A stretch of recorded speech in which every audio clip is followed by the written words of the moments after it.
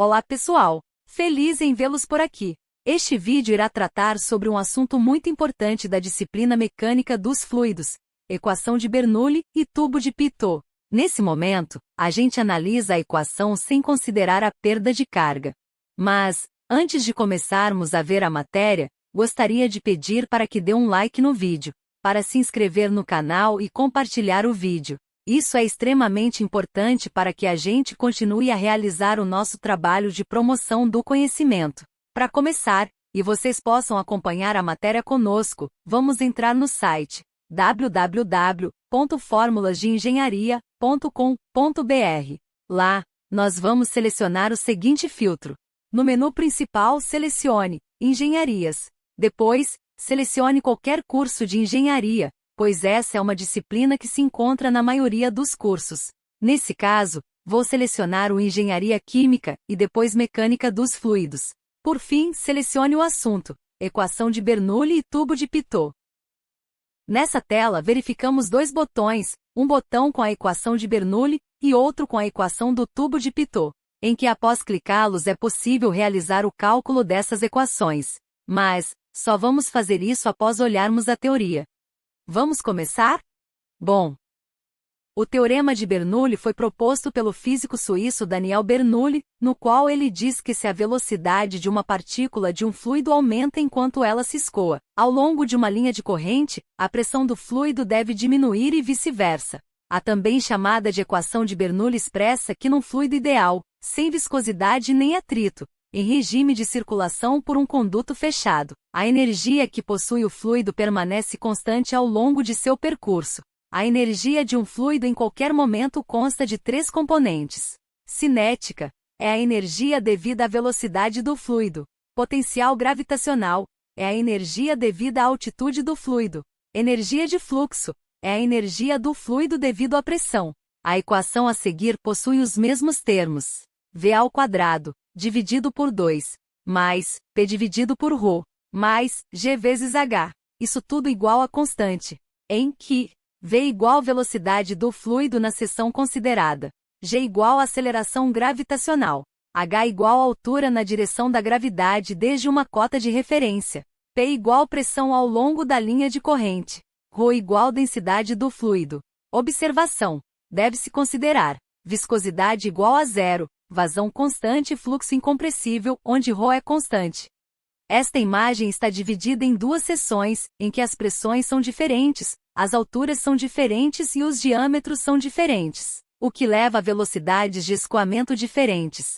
Conforme mostrado anteriormente, V² dividido por 2, mais P dividido por ρ, mais G vezes H, é igual a uma constante. Tomando por base isso, a seguinte equação pode ser obtida.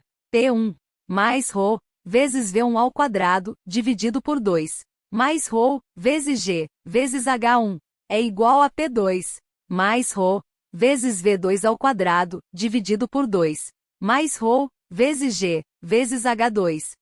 Agora vamos falar um pouco sobre a pressão termodinâmica, estática, pressão dinâmica e pressão hidrostática. Lembra da equação 1? Ela pode ser dividida em três fatores. O primeiro fator, P, representa a pressão termodinâmica, estática, que é a pressão exercida por um fluido em repouso. O segundo fator, ρ, vezes V2² dividido por 2, representa a pressão dinâmica, que é a pressão de um fluido ocasionada pela velocidade do escoamento.